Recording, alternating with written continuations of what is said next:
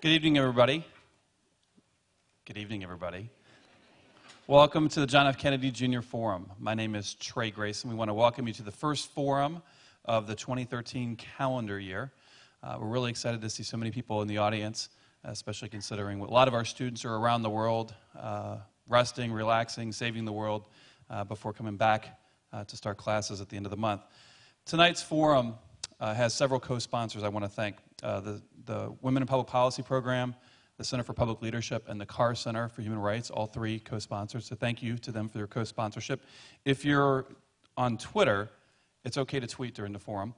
Waging Peace is the hashtag, Waging Peace, which is part of the title. And so tonight's forum, The Tipping Point, is going to be moderated by former U.S. Ambassador to Austria, Swanee Hunt. Swanee is the Eleanor Roosevelt Lecturer here at the Harvard Kennedy School and was the founding director of the Women in Public Policy Program. So please join me in welcoming Ambassador Hunt. Thank you. Thank you.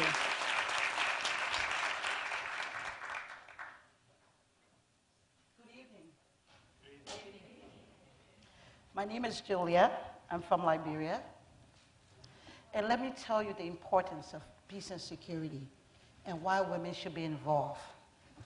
I have a story, and I need your attention. The story is about this young lady. At the age of 18, the crisis began in Liberia.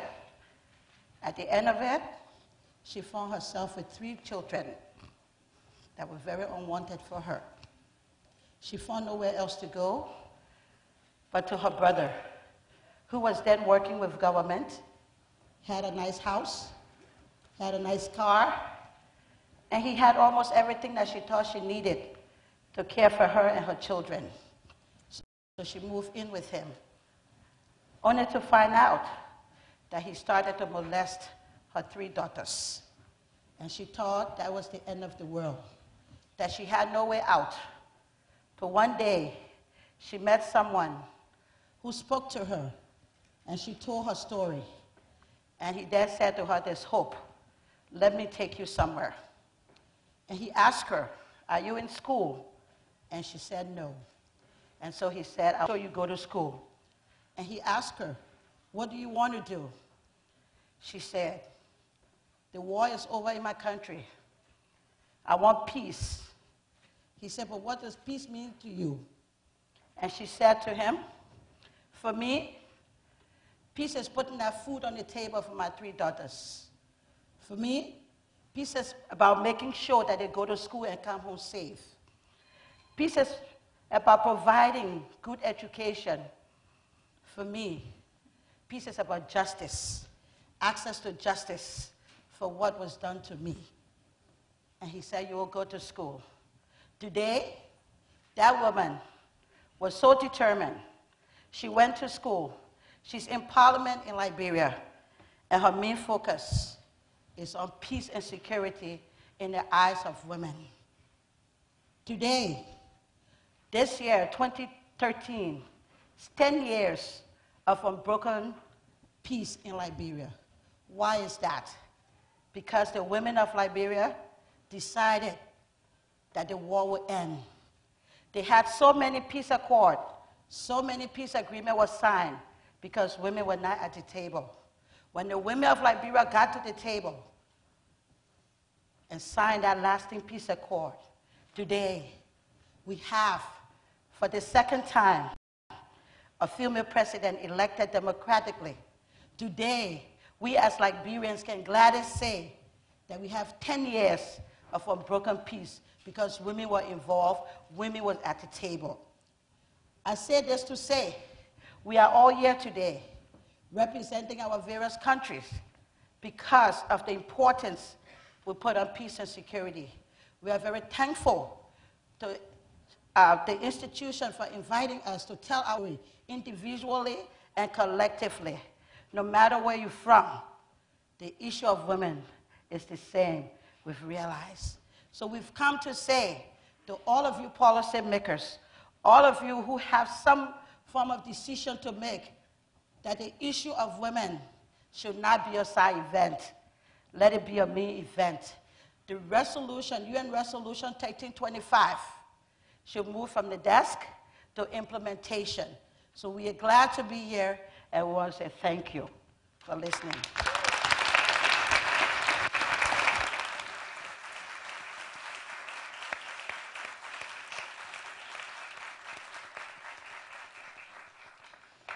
Wow. The minister and I met when you were superintendent, a governor in Grand Bassa. And you took us in a helicopter, and we dropped down in the middle of, sorry, but it felt like the middle of nowhere. And we were looking at schools and what women were doing there, and they were doing this chanting, no longer men in front and the women in the back. Together we are marching side by side, side by side. And remember that woman who said to me, speaking of a graduate of this institution, Ellen Johnson Sirleaf, the first elected woman in Africa, this woman said to me, "There's a woman in our White House, and if she can be in that White House, we have a voice in our house." It was a great moment. Made me really appreciate the importance of role models like you. So thank you again for coming a very long way to be with us. Yes.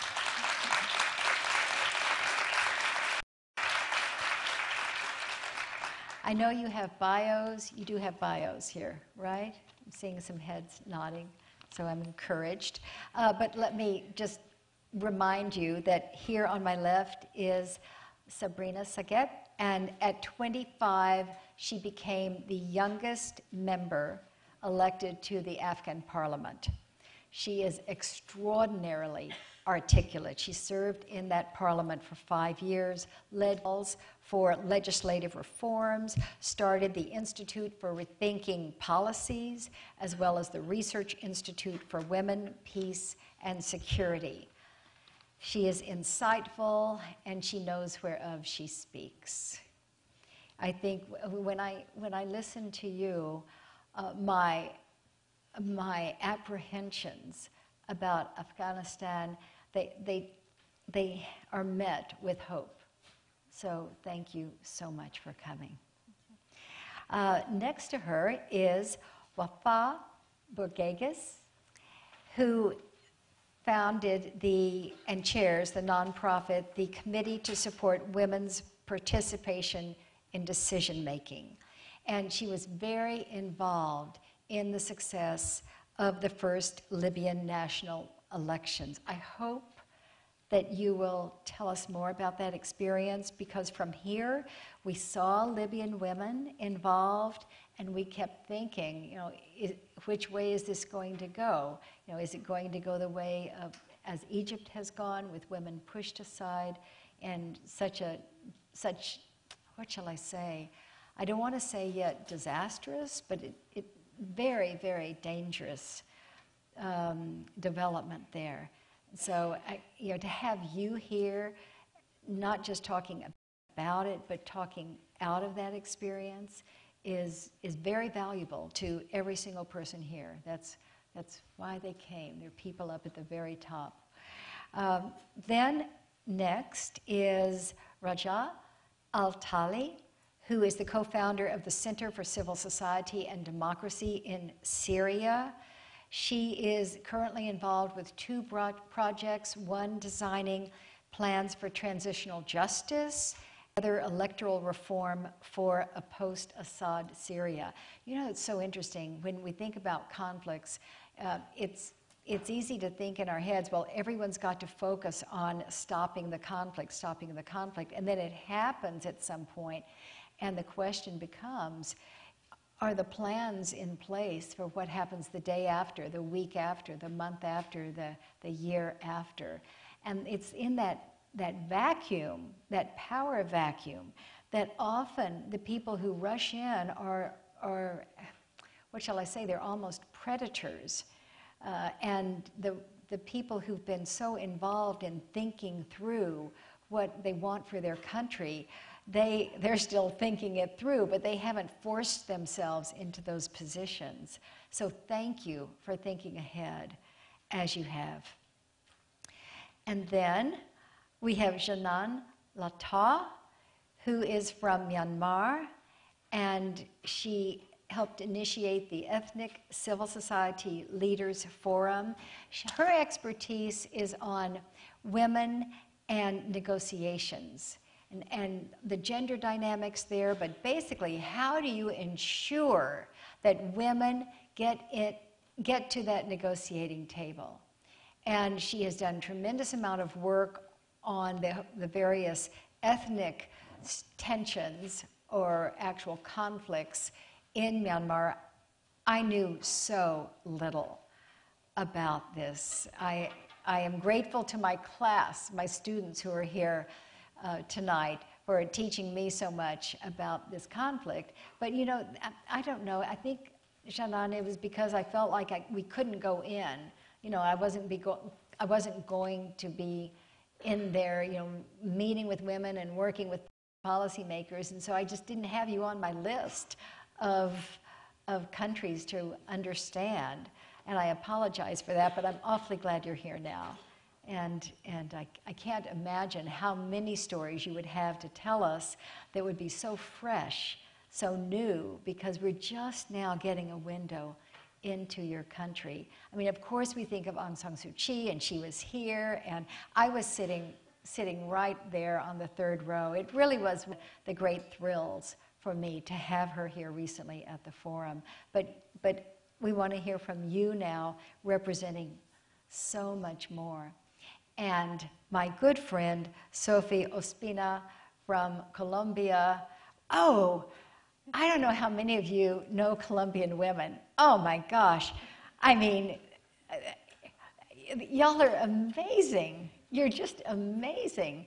And we've been working with women from Colombia through Women Waging Peace, which was launched here through the Women in Public Policy program. It was incubated here at Harvard, and now it grew into this Institute for Inclusive Security, which is headquartered in Washington. I still teach the course Inclusive Security here, and women from these conflict zones around the world come here and lecture here at Harvard.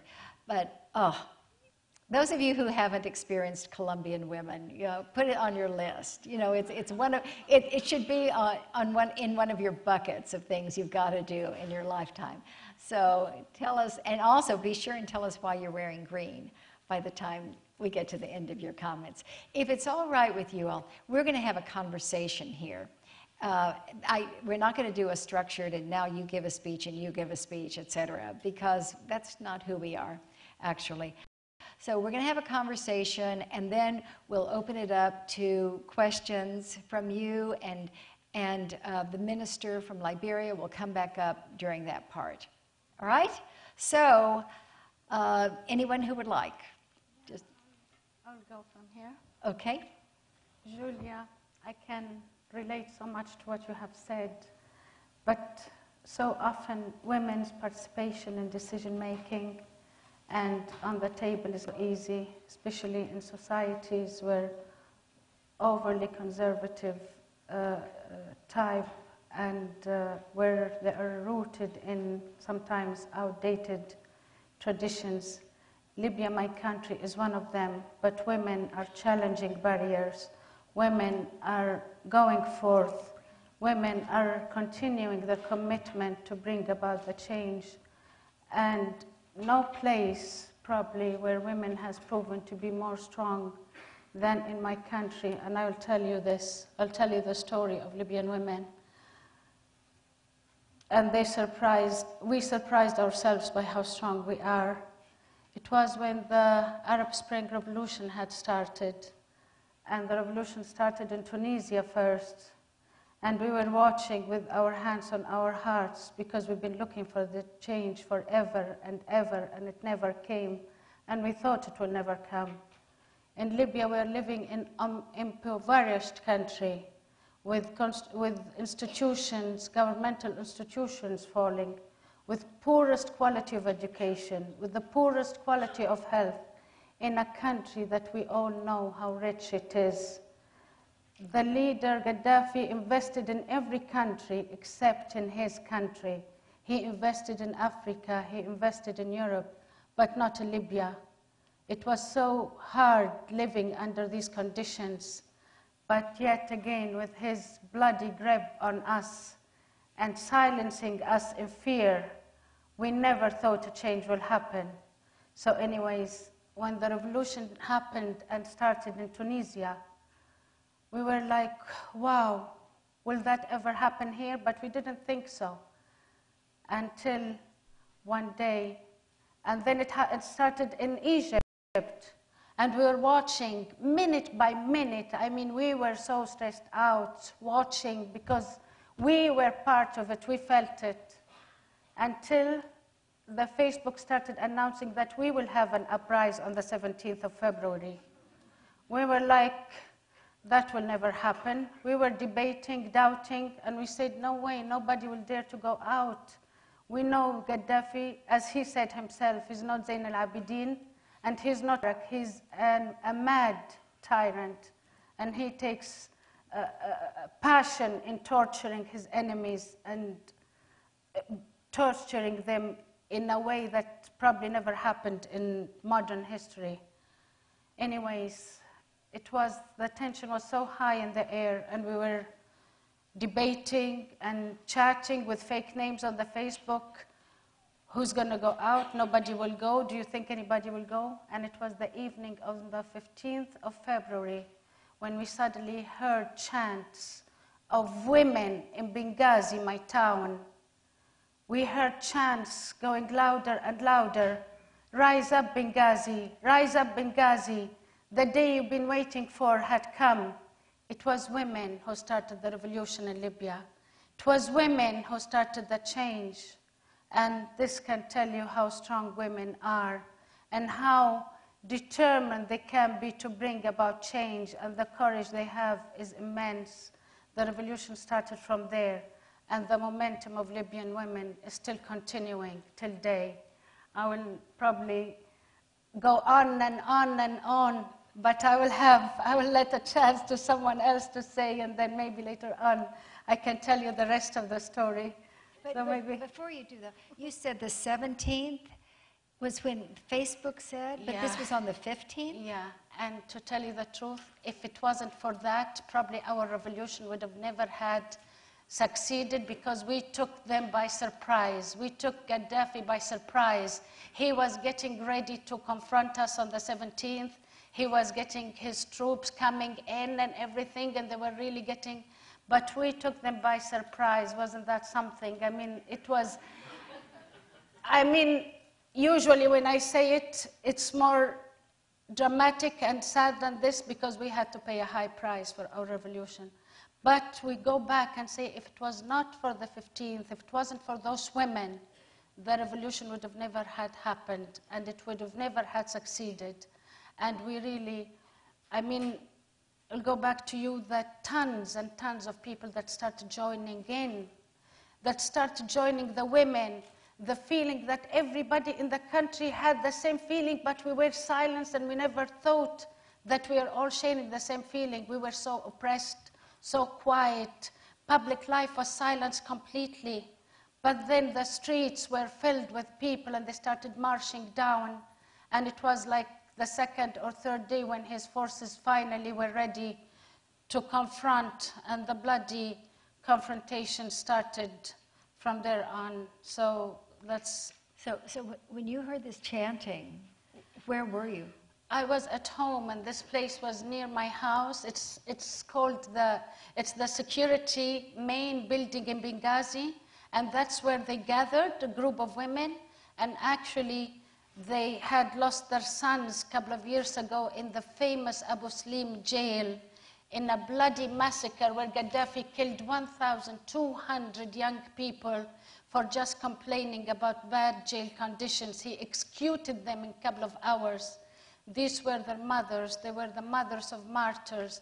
And they came and they gathered, and they were determined to make a change in the country, to make justice happen. So it was like less than 5 minutes walk from my house where this started, and it went on from there for a long journey till this was on the 15th. By the time we finished, it was October 22nd of the same year, like 8 months. And we will get to talk about we have the same madness, so at least you are done, so I'm not sure. You? Yeah,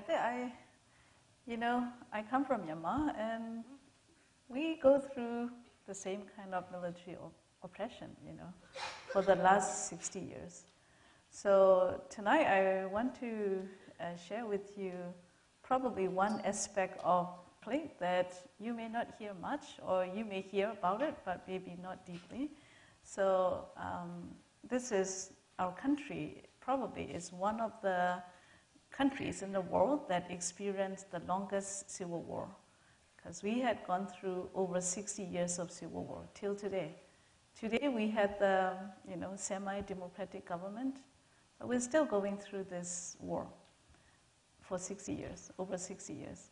So I come from one of the ethnic minority group up north, border to China, because our country is in between India and China.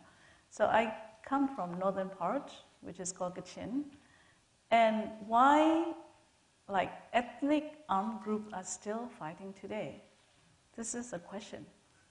Series of military government. So today we have 19 ethnic armed groups still trying to find political solution with the current government, semi-democratic government. Why?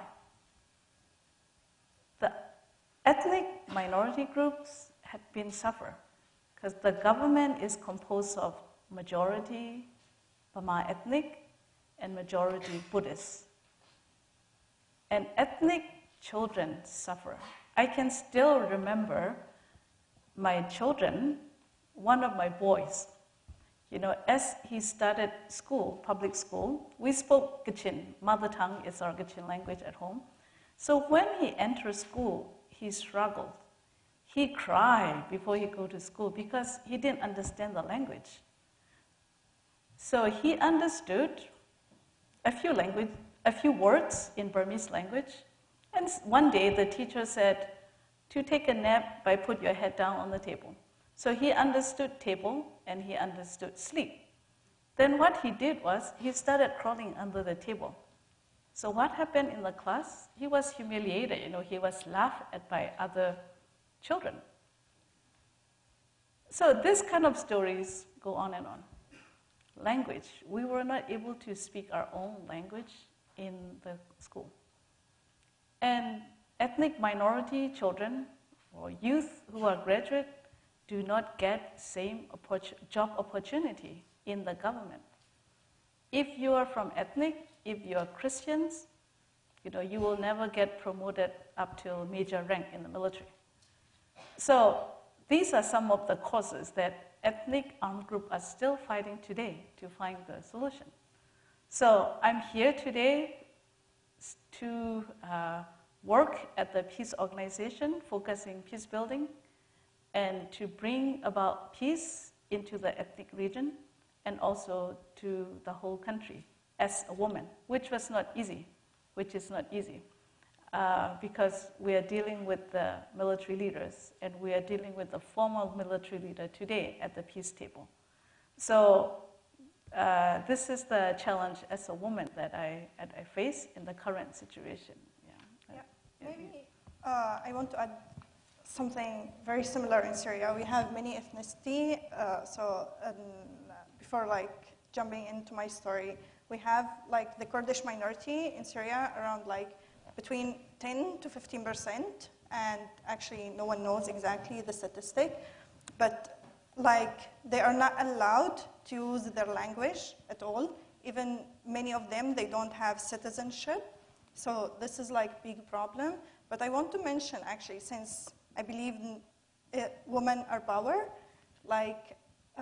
there were a group of women Kurdish in Syria who have hunger strike for I think 4 days, because Syrian opposition are very fragmented, and also the Kurdish opposition are very fragmented. So because they want everyone to be together, So they had this hunger strike, and they forced them actually to be together. And this is kind of story that it were like shown up in the media, or like, and usually those women are not really in the decision making. I just want to add this actually.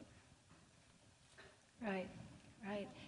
It's interesting how women often use ways of protests or influence that aren't even known. Like the whole business, several cultures, I've heard about women taking off their scarves. And is that in some of your traditions also? Is it a taboo for a man to step across the scarf, or what is the meaning of that?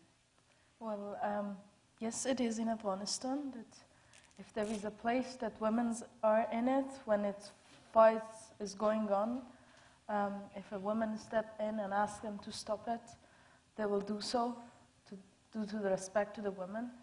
Or it happens many times that we have seen that women will take out their scarves, especially older women, which were more respected.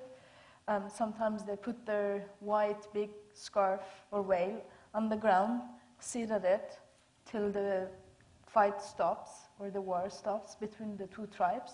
Or we have seen that if there are two tribes, ethnic groups fighting to each other, one family which was guilty probably will take a group of people, among them their wives or some women, to the other family's house. So only taking women with them will safeguard them first, and then this is a guarantee that the fight or the enmity between the two families will stop. Let me say also this, that most of the audience might know Afghanistan, especially Afghan women, by wearing burqa, covering their faces. But no one heard of, or probably you less heard about the Afghan parliament, which has 25% of the seats now at the leadership of the country, making decisions, working on new laws to guarantee the future of Afghanistan. Or many of you heard Afghanistan because of the war, the terrorism, the violence, the corruption, drugs, but not much about the female boxing team of Afghanistan,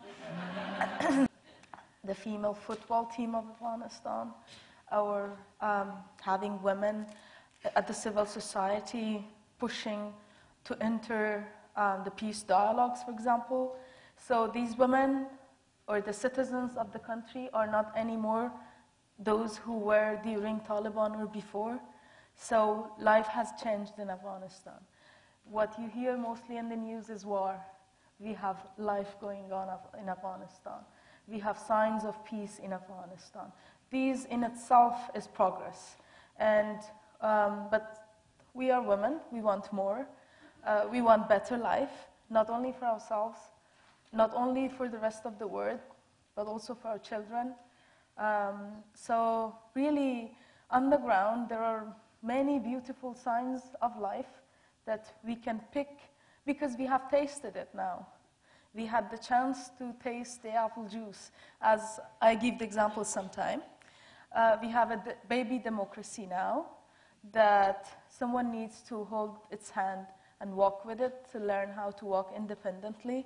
This will take time. We may fall once, twice, 3 times, even 10 times, but there will be a time that we will learn how to walk independently and alone. So that day is not very, very far from us, but it is difficult. There are many concerns, there are many challenges, not only in front of women, but the whole generation, the whole people and nation. But we have you guys who are standing by our side, and because we believe that this world is so small, we never can live in our own bubbles, and we should learn how to coexist and be beside each other when we need each other. So what I do now currently back home is that to make sure that not only we have women at the peace negotiations, not only at the national level, but also at the grassroots and local level, but to change this presentation or presence into a meaningful presence, into a meaningful participation, which can really change the life of the nation. And we believe that if women were not part of war, they can be part of peace.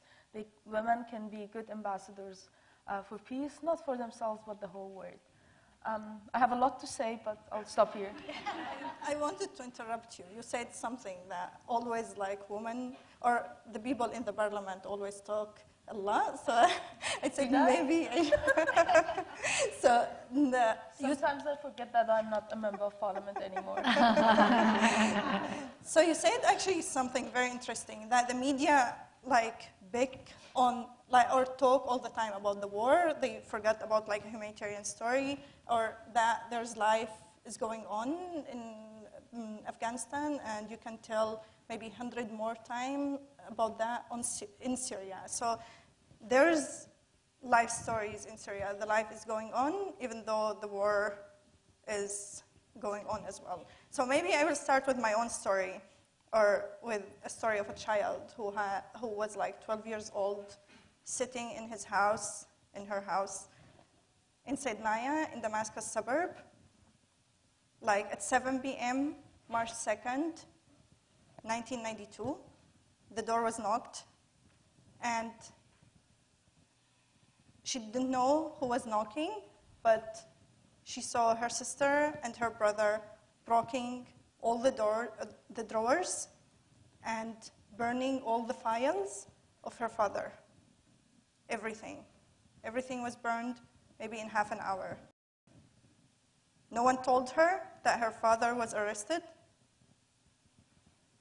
I knew that later on he was kidnapped, but I knew when they were burning all the files, something happened to my father. 4 months later, we knew that he was alive. It took us 4 months to know that he is in the security forces building, in the political security forces building. When we knew that there was like a good doctor who called my uncle to say that my father is in the hospital treating his leg because it was broken, because he stayed in the bathroom for more than 1 minute. They broke his leg, and they tortured him on his leg for 1 week before taking him to the hospital. We didn't see him until February 1993.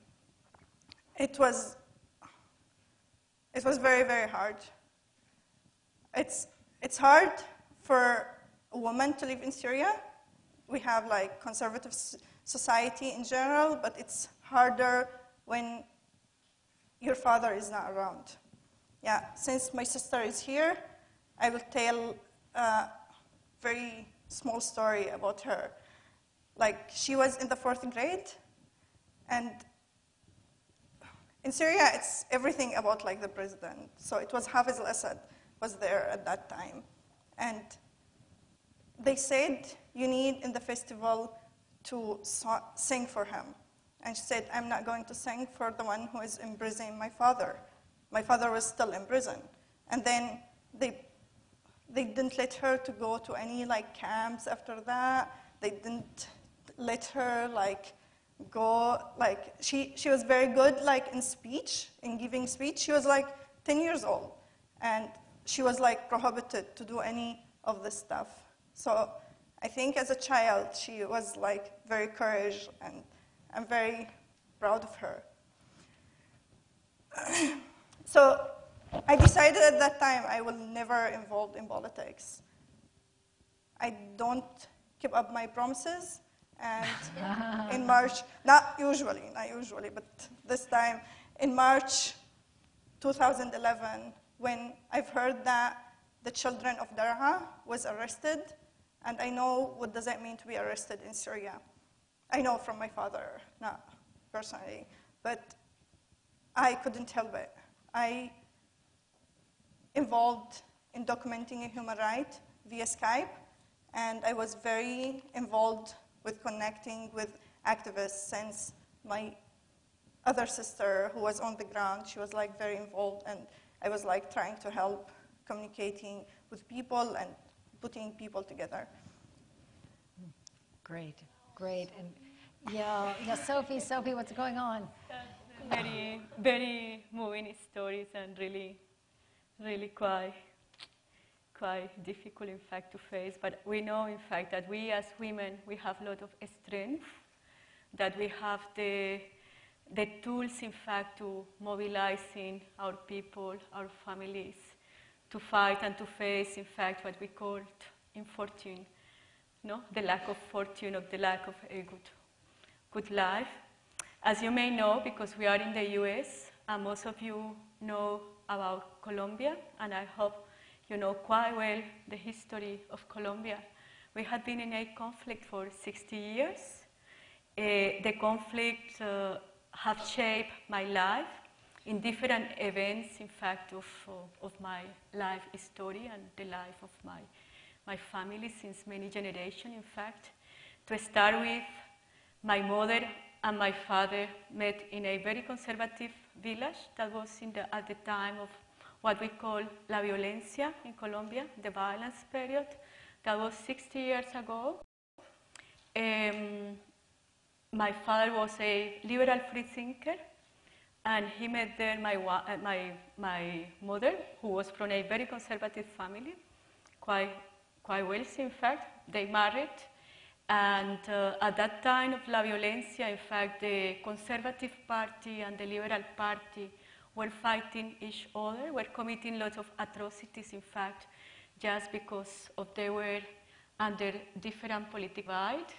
And the fact that my father and my mother married in that village that is very near to Cali, at that time it was like 2 hours, now it's just 20 minutes. So they were sidelined from the family, they were discriminated against, and that have a lot of consequences for us, in fact.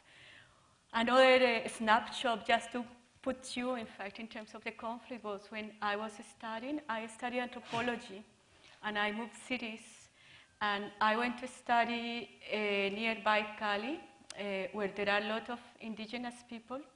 These indigenous people at that moment, I am talking about more or less 30 years ago, or 25 years ago, they were fighting for their rights, and they were trying to get their lands, their ancestral lands, away from the land owners who were coming from the colonial descent.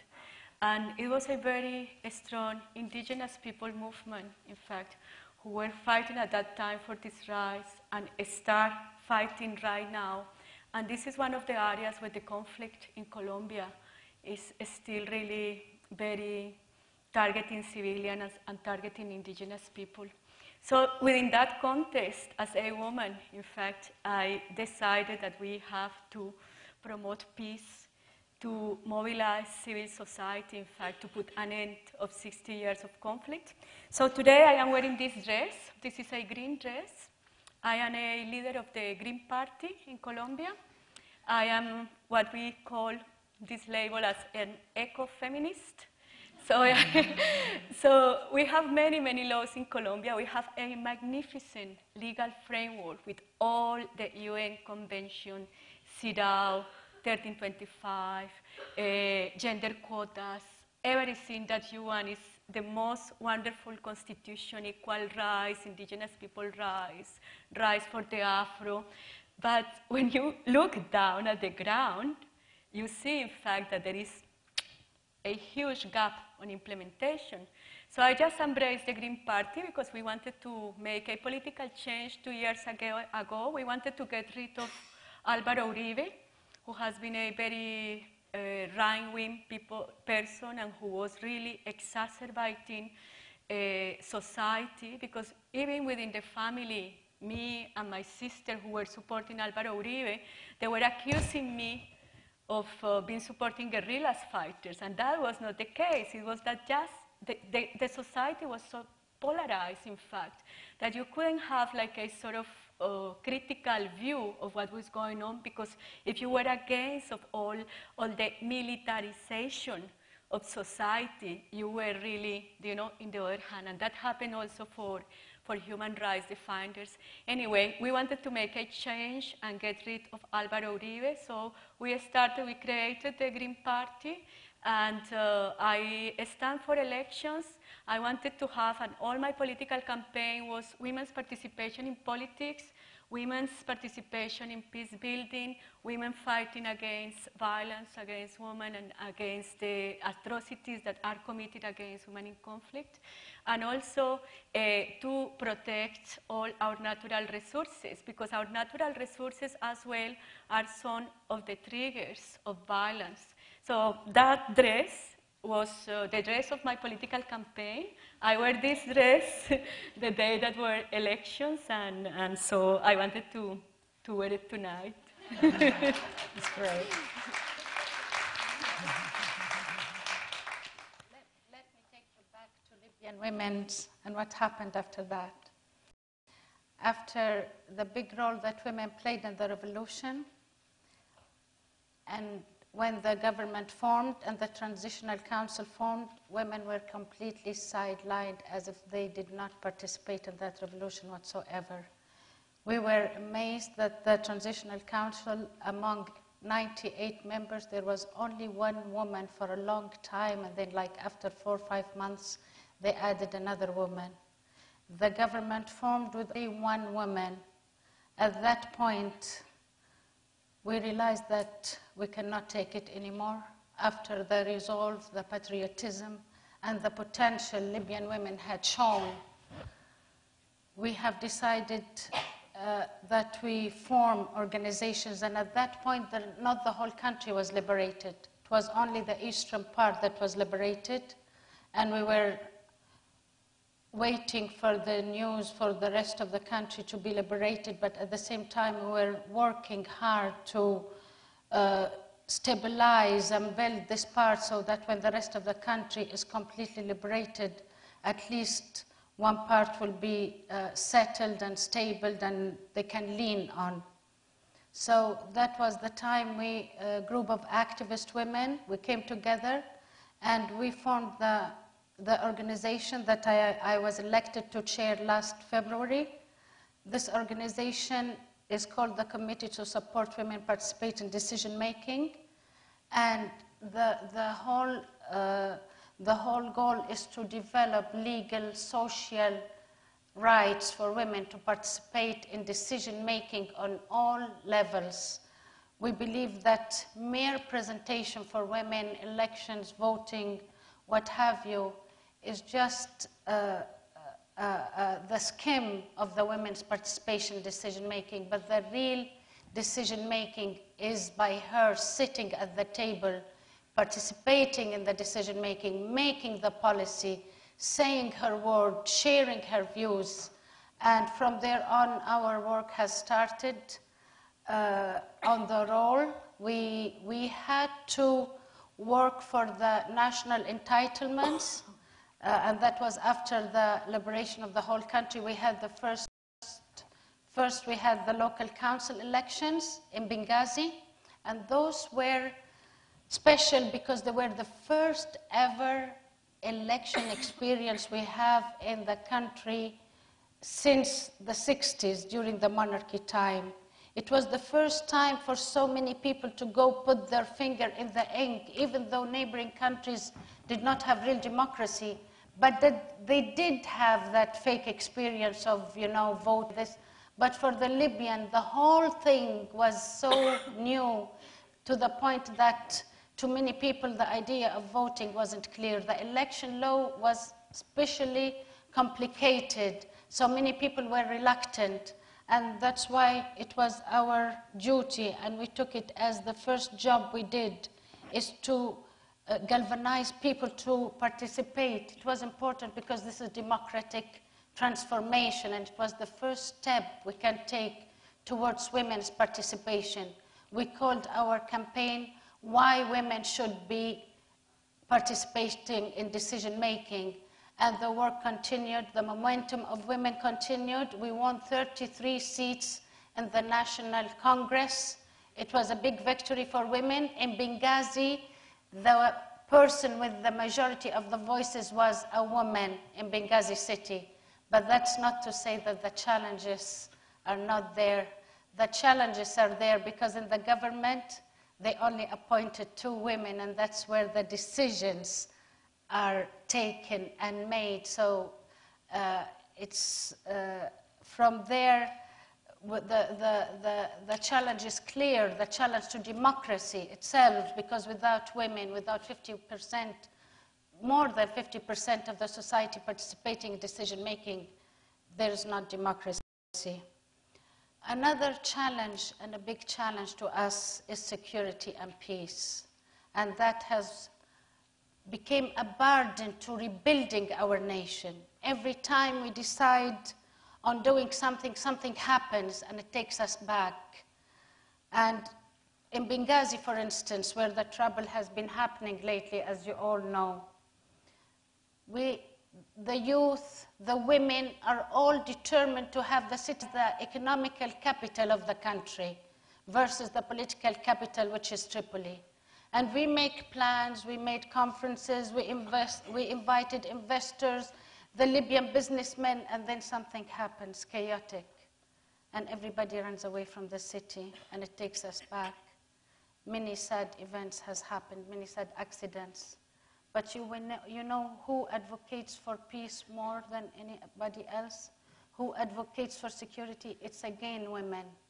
They galvanize the city. They call for protests. They're behind all the conferences that happened. We had the first conference for writing a national security plan for Benghazi. Trust me, women were behind it. This is what women are doing in Libya. I think peace will succeed in Libya because women are behind it. Women are determined to build the nation. Women are determined for the kids to have good education and good health. We are determined to have good infrastructure. And we are going to work hard to have those women sitting on the tables of decision-making, of policy-making. We're going to have women in security and in peace building. So I give it to you from there, Syria. Yeah, so it's much harder for Syria. Like, I know we are talking about women and security, so we don't have security now. I was in Syria 10 days ago to Kurdish mountain in Latakia province, and people are, including women, are terrorized from something called plane and barmil, which is like cylinder tank, which the government is putting like TNT in it and just like throw it on people, and it's destroying houses and destroying lives of everyone. And women are the one who is determined to keep the lives going. There was a school in Ara village, and women are the majority who was participating to volunteer to educate children at night, because in the morning, during the day, they cannot really move much.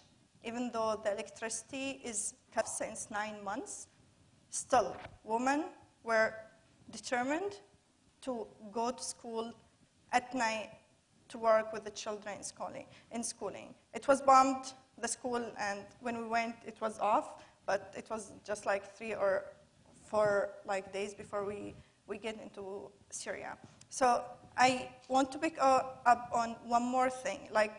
As Swani said, that I am a co-founder of Center for Civil Society and Democracy in Syria, and we are working in a project. It's called Women for the Future of Syria, and we do some training for women.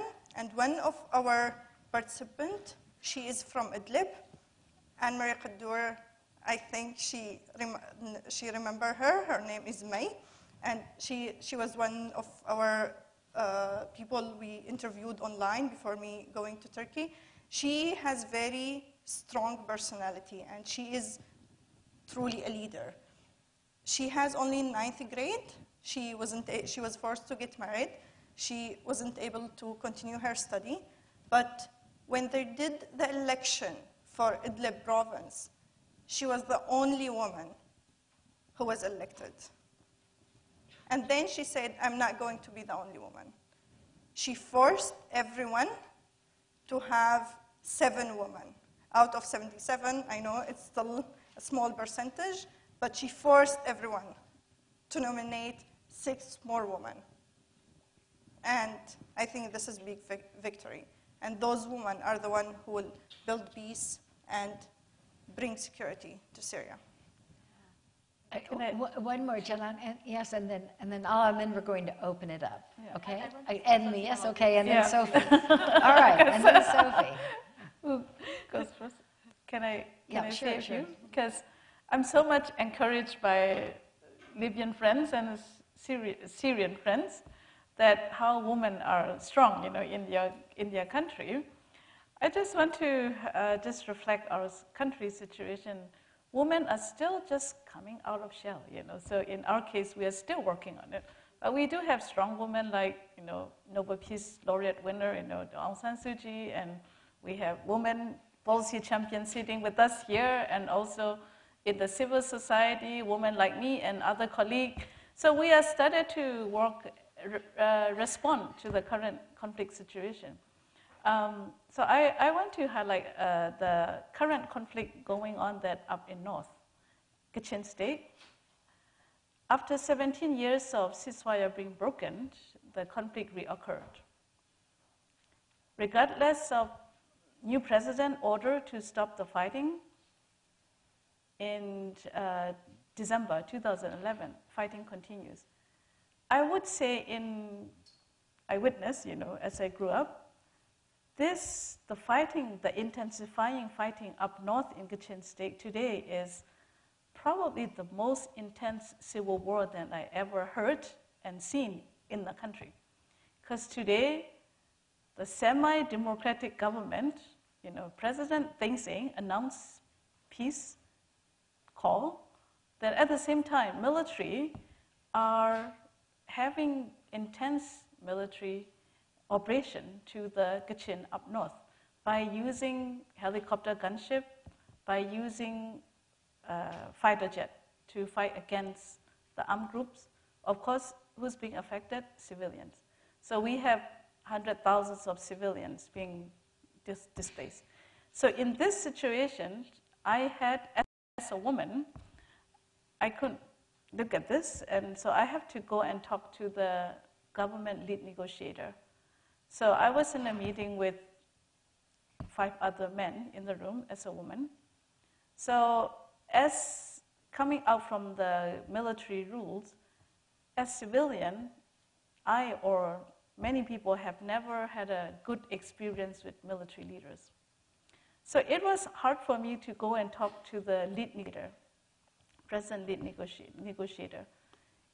He's former military general, and he's one of the ministers at the president's office. So it was hard for me to address what people think of the current peace process that president is initiating. So I told him, I also don't know how to address him, so I said, Minister. And so, Minister, this is what people think in Kachin State. President Thein Sein said in his interview, 6 months after he became president, that it will take 2 weeks to crack down Kachin up north. But at the same time, he's calling for peace. And in December 2011, he issued an order to the military to stop the offensive to the Kachin, but the fighting continues. So as I was talking to him, and he started saying, please don't call me minister, you can be informal. So I don't know what to say. I said, uncle, So it was, I used English word uncle, right? So it was okay. So he accepted, and so I felt more relaxed towards the end of the conversation with the former general. So anyway, I went away from that meeting with the message, with the understanding that, okay, current government, President Thein Sein, they would like to hear public opinion on the current peace process, but they don't have clear mechanism, clear process, how they would listen to the public voice.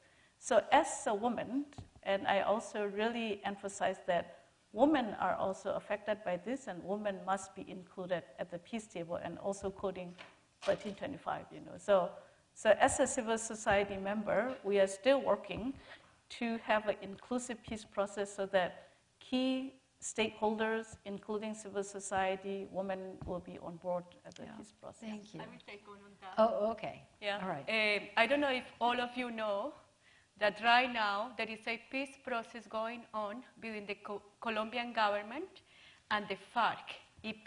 The FARC is the longest guerrilla group that we have had in Colombia. So they are right now, this week, sitting in La Habana, trying to come to terms and to try to develop key, very critical agenda, in fact, for all the country. And I am part of a movement that is called Women for Peace. This is a collective of a coalition of women's organizations who are fighting or building peace, in fact, that are trying to do a sensitization movement and advocacy besides the civil society to try to protect that process, because there are lots of deterrents in Colombia. There are lots of issues who are being negotiated. There are lots of right-wing groups. There are lots of people who want to keep war ongoing because we are selling arms, because we have illicit cultures, because of many things. And so we women, in fact, we really want to make sure that these people, these armed actors, the government and the FARC, will continue sitting in La Habana until a ceasefire are reached. One of the grievances or the problems that we have, okay, we are accompanying that process, trying to mobilize, but one of the major limitations is that we women, we are not present on that table, right? I was just mentioning before that we have an array of legal framework, including Security Council Resolution 1325, that is involving women in peacemaking, peace negotiation, and peace building. And actually, women are not represented there. So we are trying to make sure that we women, in fact, that there will be at least one woman from the senior government and also from the guerrilla fighters that will be in the plenipotentiary teams, and also that in the supportive team there will be women. Right now there are 2 women who are advising the government, but they are not visible and they are not really at all the issues from civil society. Just 1 month ago I have the possibility, I was in the National Conference of the Green Party in Cartagena de Indias, where there were 450 delegates from all Colombia, and I was really advocating for that. I was advocating, besides the Green Party as a new political force, to accompany and to protect this peace process, and also to make sure that they are going to advocate, besides the government, to ensure that we women from civil society will be there sitting on the table, because right now there is political will. We have an amazing president that has positively surprised us. We were thinking that he was going to be the people of Álvaro Uribe, but in fact he has approved amazing laws. He has admitted, in fact, that there is an internal conflict, and it's for that, in fact, that now these actors are sitting on the table. So we are doing really all our effort to make sure, in fact, that we will be there, and in that regard, we are mobilizing, in fact, all women in Colombia. We know that in March will be a very critical moment, because right now we are discussing all the rural development, right? And the distribution of the immensity of land. Right now we have 6 million hectares. That would be like maybe 10 million acres, right? That has been taken away from peasants. And in the new law, in fact, that they have to implement, they have to give back these lands to those victims, including many of them are women, and we need to ensure, in fact, that that law will be implemented. And if there are not these women, indigenous people, if there are not these women peasants who are coming from the different and remote places of the geography of Colombia, if there are not the African women there, in fact, negotiating in that table, that would be really very difficult to ensure, in fact, that all our needs as women and children and for all the civil society will be taken into consideration. So we would really like to ensure this is a very expedient process that started in October and it will end maybe in November. That will be before the elections, right? We have elections next year, and so there will be many critical issues as the reform of the security sector institution, what we are going to have to do with all this insurgency and the women who were ex-combatant, what we are going to do with the land, and what are we going to do to integrate this insurgency into political parties if they want to. So it's really very many issues that are on the table, and we as Women for Peace and as civil society, we really want to influence. So it's a great opportunity for us, and thank you very much for having us here. Sure, Sophie. To advocate for that, in fact, because otherwise, you know, it will happen like the 14 peace process that have already been conducted in Colombia. None of them have women in the negotiation table. Only one that was before the adoption of 1325. Consider your advocacy to have been delivered. Yes, good for you. Now, I'm going to open this up. We have four, Mike, thank you. Yes, you will get there if you're not there, where you just lose, the names first and the nouns come next. So we have four microphones. Feel free to line up and we'll go around. Minister, would you rejoin us here? Thank you. Yes, and be sure and identify yourself. Please, go. Yes, please, go ahead. Hi, my name is Lynn Kwok, and I'm a fellow at the Ash Center here. I have a question for the lady from Myanmar. I'm afraid I don't have a name on me. I was wondering whether the Shalom Foundation, where you work, actually looks into the conflict in the Rakhine State as well. If so, what your thoughts on the position of the Rohingya Muslims there are? We are not directly involved in Rakhine, but we do have Interfaith Youth Cooperative Action Project that gradually we will be expanding our project there, because right now the conflict is so intense, and this kind of long-term peace building, trust building, relationship building, we will gradually getting in. So we already have a few networks in the youth network in Rakhine. So we don't have present work in Rakhine yet. Yeah. Yep, sure. Yes. So my name is Anne-Marie Kodour, and I had the privilege to work with Raja Al-Tali on an amazing project of interviewing 20 Syrian activist women. And I learned a lot during those interviews.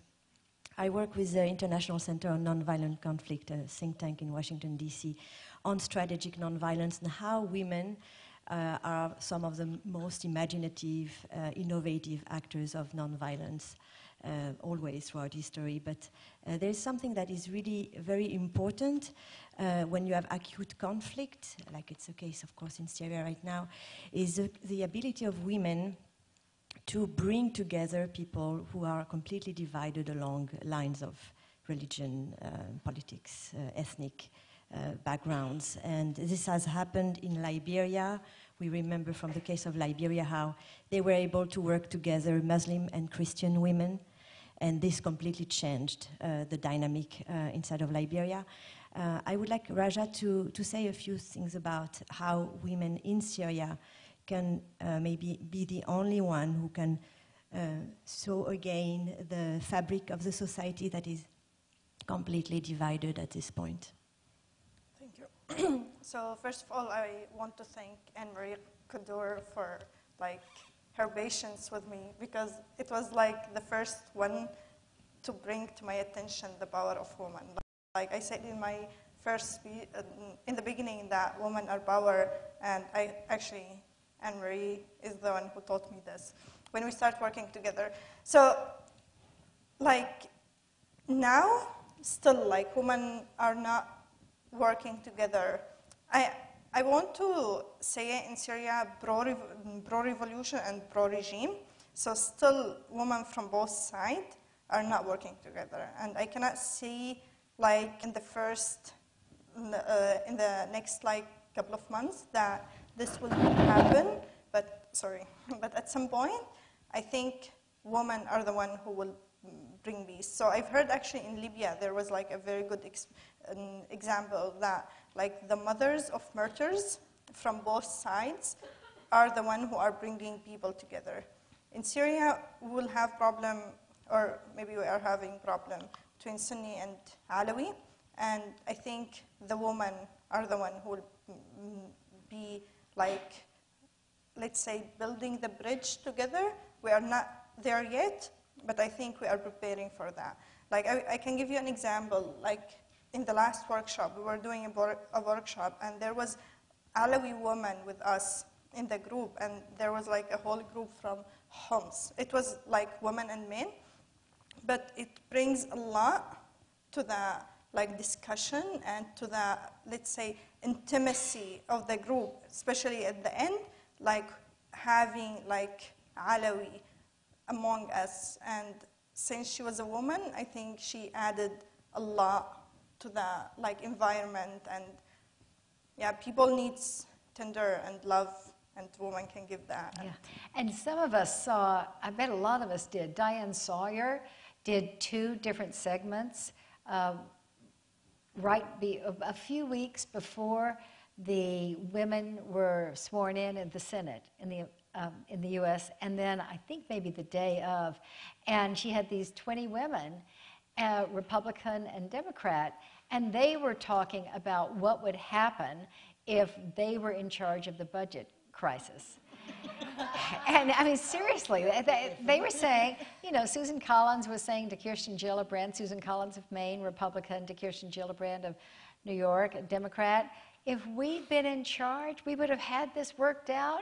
You know, like it would have been painful for me and painful for you, but we would have done it. And they kept giving one example after that. And you know, you'd think, well, that's about women in politics in the U.S., but I don't know if we had, because we just inched up to 18% now, like after all this time. Well, what if it were 36%? Would we have the same policies about how much we're spending on defense? I mean, what we see from the International Parliamentary Union that studies parliaments all over the world is that the higher the percentage of women you have in Congress, the less money goes into arms. And the more it goes into health and education, and guess what? Environment. Sophie, to your point, I mean, I didn't realize that getting more women in, I mean, now I can make it make sense in my head, but it's happening in this country, but oh, so much more slowly than other places in the world. Yes, Sorry. yes, and then we'll take your question. Okay. Let's take the question Okay, we'll first, take and your then- question. Yeah, Yes. go ahead. Hi, my name is Lynn Meow. I'm a freshman at the college, and I know that traditionally, and at the very least historically, across many countries, men have dominated both the private and public spheres of life, and this may not hold true in your countries, but I want to know, in each of your respective cultures, how have the traditional roles of women impacted, impeded, or aided their rise in politics? Mm-hmm. Okay, I will answer her. She's asking about because I couldn't hear exactly, she's asking about how the role of women is viewed socially. Is that it? Can you say it more clearly? Can you repeat it? Sorry. I was just curious as to how the traditional roles of women in each of your respective cultures impacted their rise in politics. So I think it's more about the tradition, like tradition. culture. People saying, oh, well, in our culture, we can't do blah, blah, blah, blah, blah. I will answer for Libya, for instance, and I think when I answer for Libya, it goes for some of the vision around me, and then maybe you can hear some others. But in Libya, we have had, for instance, I'll just give you an example.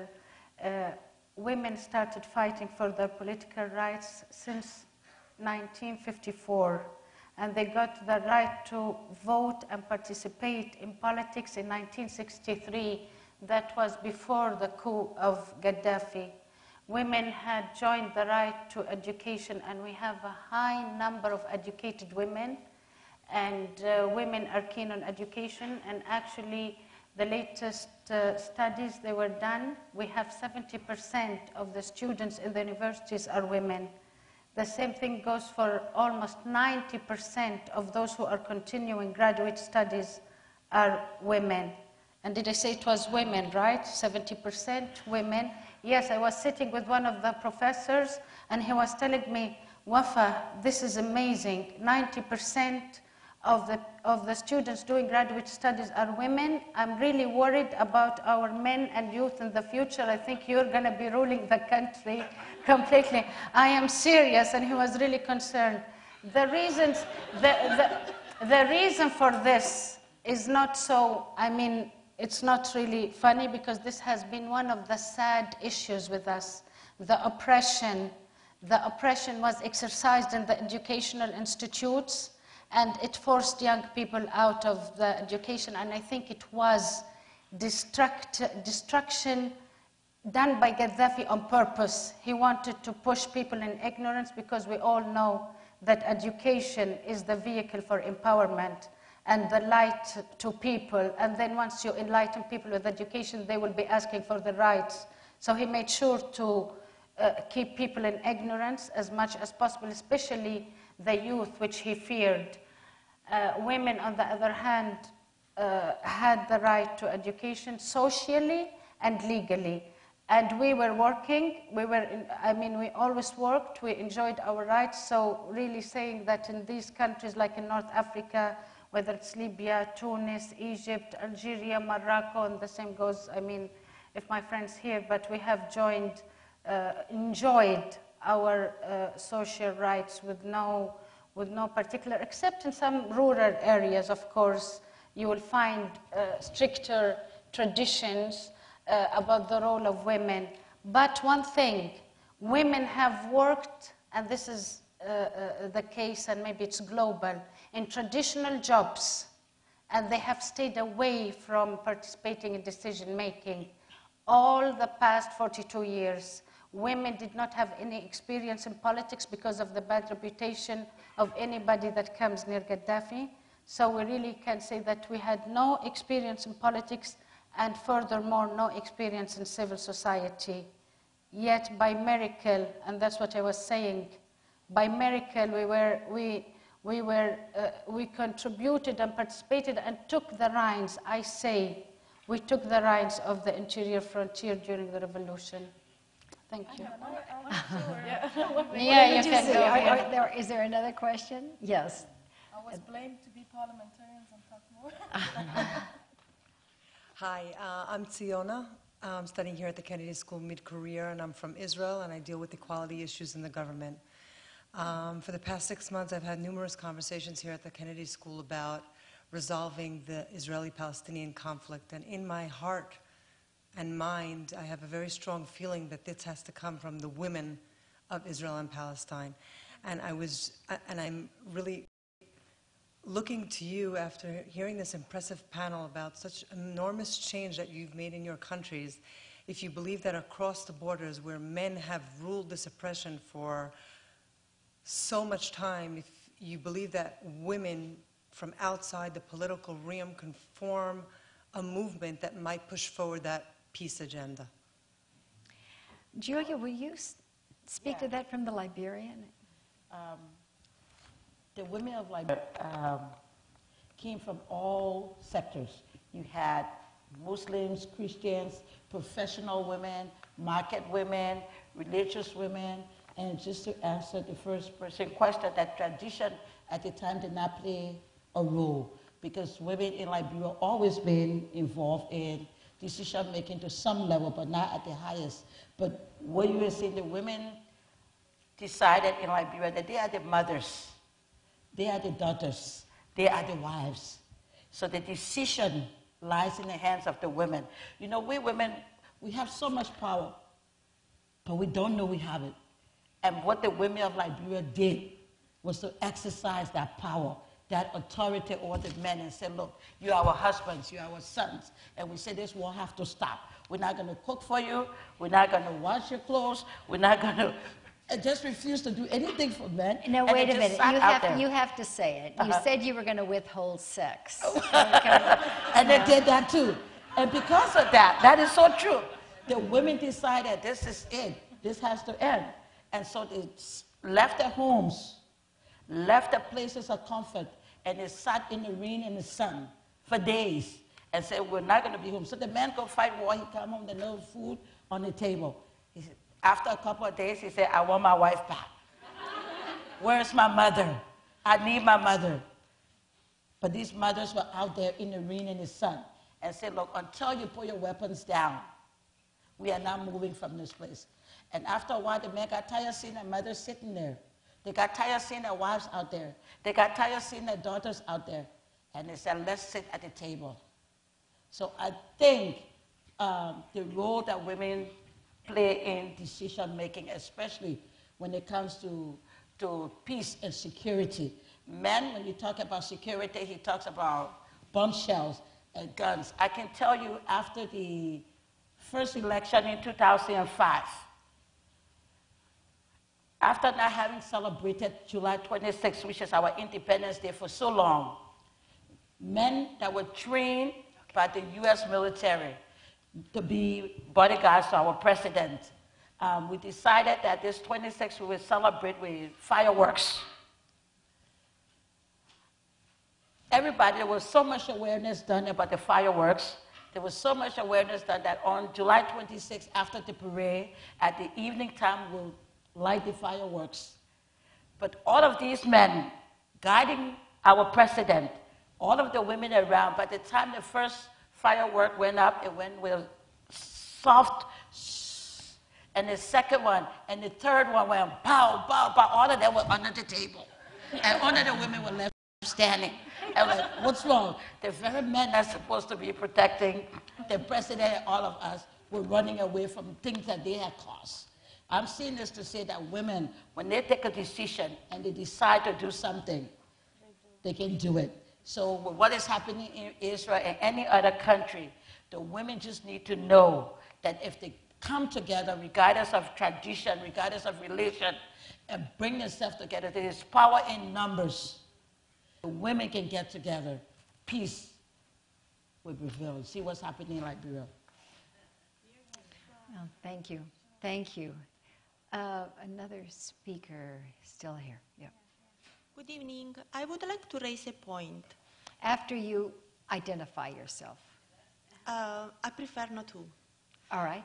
I would like to raise a point. Nowadays, victims of discrimination or sexual crime are still punished by the society and the institution, because the society and institution, whatever it is, United States, India, Syria, or Africa, doesn't want to see such crimes. So discrimination happens much more often than we think. Thank you. So I understand you to be saying that the victims are often further. It's called the second victimization. A second victimization, because society doesn't see it. Right. And Swani, that's what we're talking about, peace and security.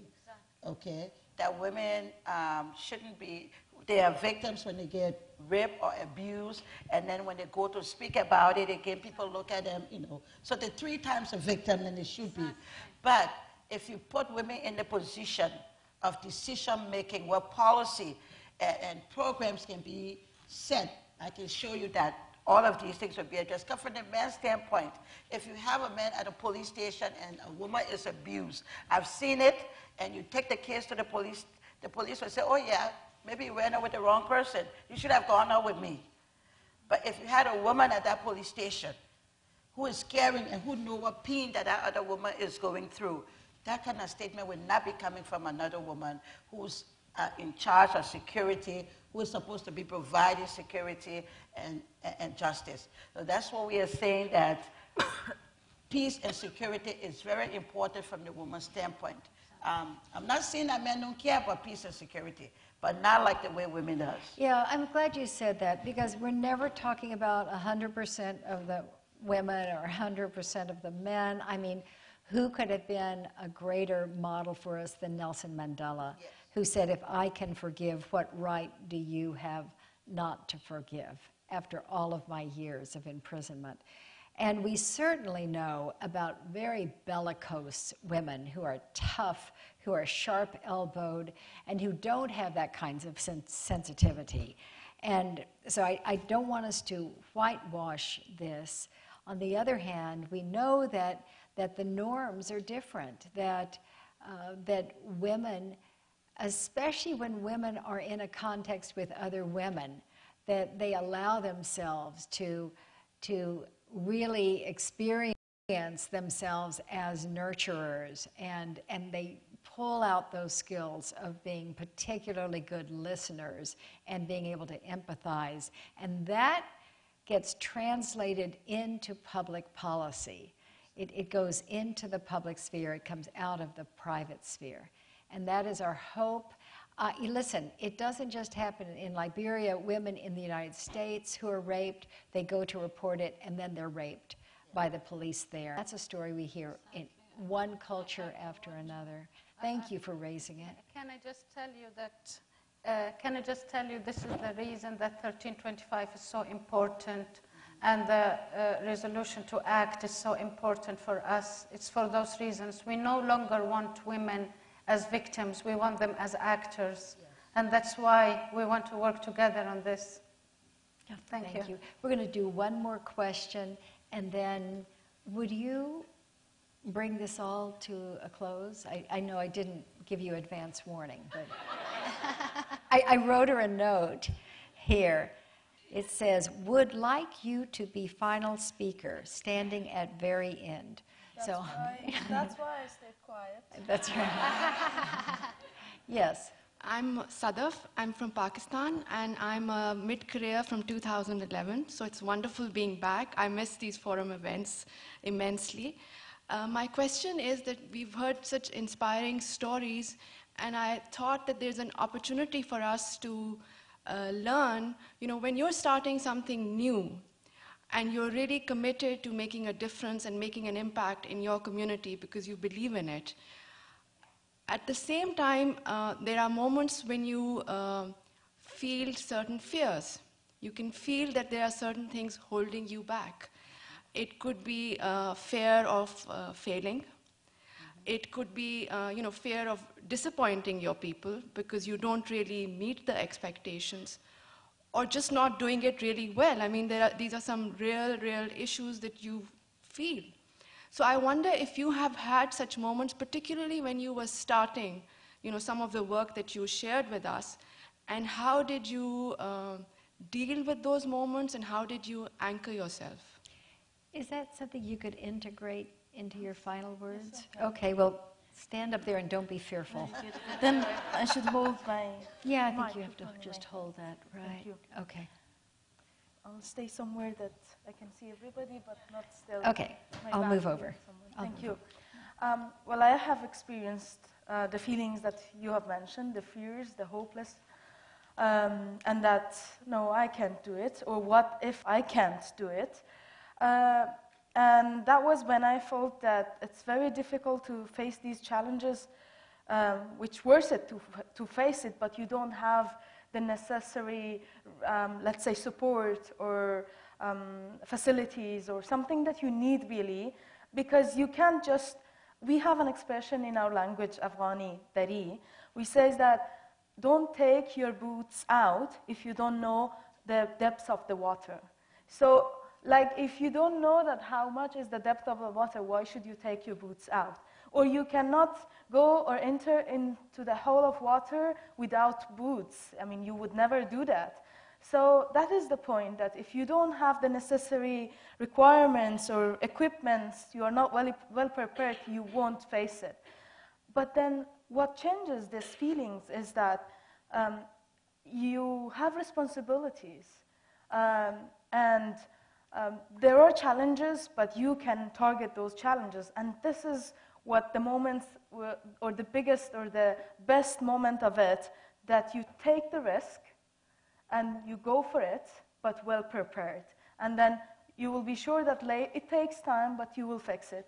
So the hope that takes you back, in my case, was that, okay, I'm tired, I'm risking to my life, but then, and I deserve to enjoy my personal life, but then what about the next generation who are after me?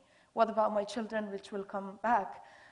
So I would say that I don't want them to experience what I have experienced. So that is the hope that's driven you and push you toward.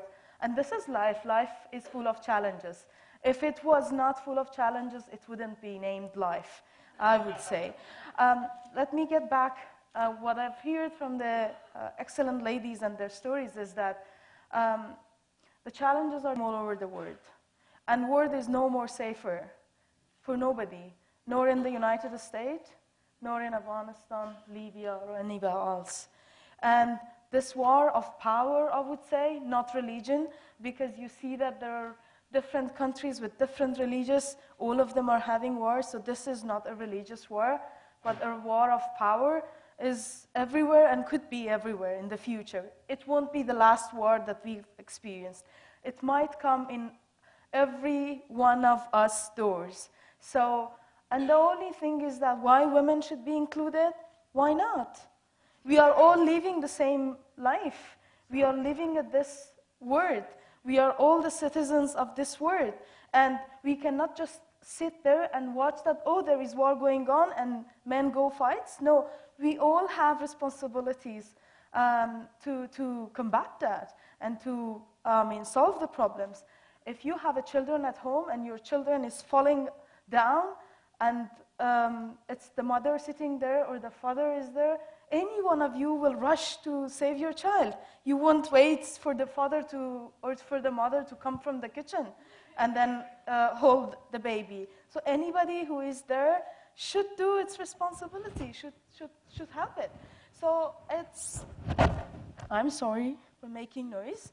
So this is what I believe, to wrap it up very short, is that war will not end if every one of us don't take a step forward toward peace. Peace is not something that will knock our door. Never, ever, if we will wait. So we have to make sure that we take one step forward to it, but then well prepared. So what we see that this peace should be inclusive, if it means to be just peace, if it means to be long-lasting peace. We don't want a political agreement to be signed between Taliban and Afghan government and name it peace. No, for us, for the women, peace is more than stopping the violence and war. It's much more than that, and we want that peace to long last forever, even for our children in our societies. So it shouldn't be only inclusive in terms of gender, men and women, but also minorities, also political groups. In Afghanistan, this is not the case. We don't have everybody included in the peace process. So we should put all these joint efforts together to make sure that we have enough support, enough resources, and well prepared for the journey named peace. So that is why we, the women who are excluded, don't want to be seated and watching the war going on. And most of the time, unfortunately, it's a war driven by men. So that is my conclusion, I would say. There is no better reason for women to be included in the peace process if they feel that they can do something, they can bring changes within their societies. I will tell you only that there was a girl at the school in Kandahar. You know the story, the acid attack on her face. You know what she said? She said that if this happened to me 10 more times, I'll keep going to school. I want to stop it. This is today's women of Afghanistan. This is how we are for it. No matter that, even if it costs our life, we are ready to take the risk, but at least to make sure that the future is our children's future. So in terms of Afghanistan, again, your troops are leaving. Thank you for the sacrifice that your children did in Afghanistan, and all the support that you gave to Afghanistan. Now the troops are leaving. Afghanistan will be stay there. Life will be going on. The whole matter is that this life will be worse or better. So please stay with us and don't only watch us, but also push us to go ahead with life. Thank you. Thank you.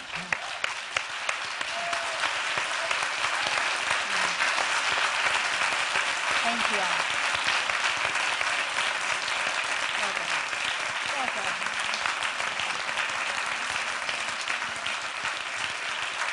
Thank you. Thank you for coming.